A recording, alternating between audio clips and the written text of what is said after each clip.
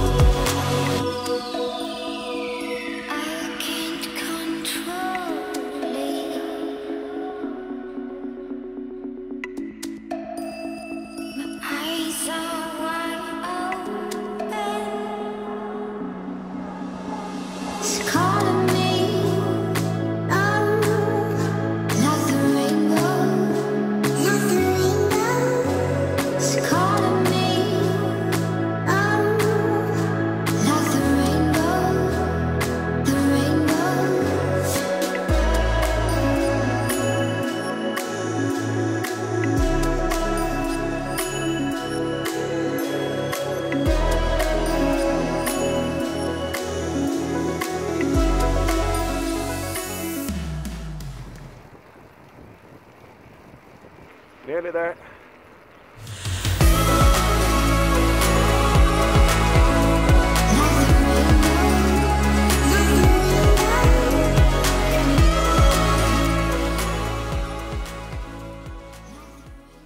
Iglesia de San Miguel de Salinas sits in the center of the town and was one of the few buildings to survive the 1829 earthquake.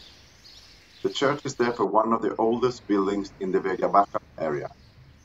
The church square is currently undergoing a rebuild, complete with a children's playground.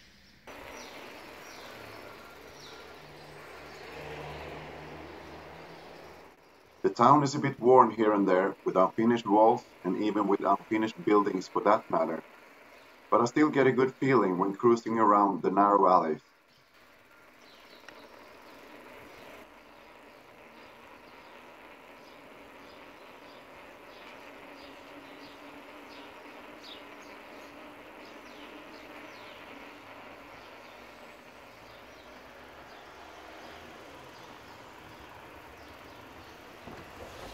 The tourist office looks well kept.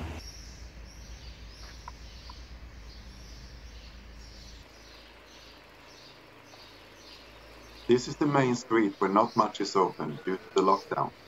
It only takes a few minutes to ride from one end of San Miguel to the other.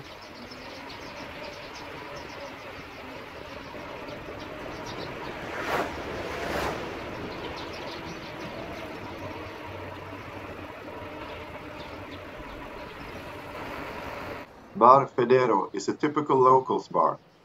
When I was here a few years ago, there was a huge wine barrel in the seating area where you could help yourself with a glass of wine or two. At the back of the bar, the older generation sat and had a smoke, even though that was forbidden and is forbidden by law. This is a place where time has stopped. You've got to love those places.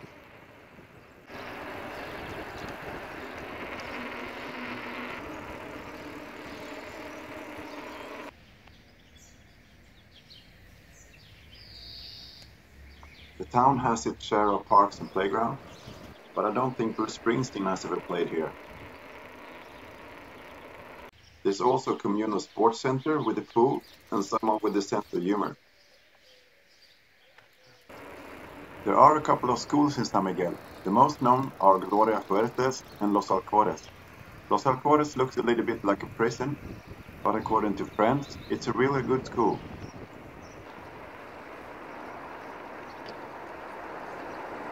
The overcast today does not make the view over the Salt Lakes justice, but at least I saw a cat. San Miguel is known for its caves, where the lowest paid workers in local agriculture live. The caves were surprisingly practical, as they are cool in the summers and warm in the winter. Today there's a well-known restaurant here as well, conveniently called Las Cuevas. Great food in a cozy cave. I've been there myself. It's a strange feeling to walk on top of someone's roof.